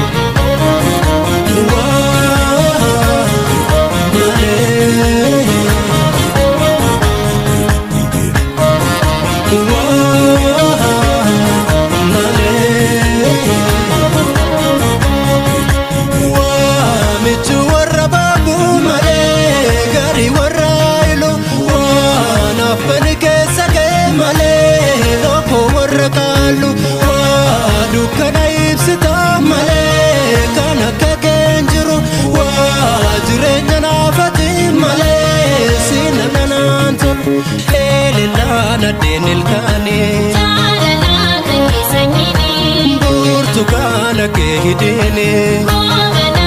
kabarini suta suta silala yada ke tibare kuna lomi ko sumi jalala binu binu ka kengala lomi ko sumi jalala Suta suta silala Burtukana ke hidini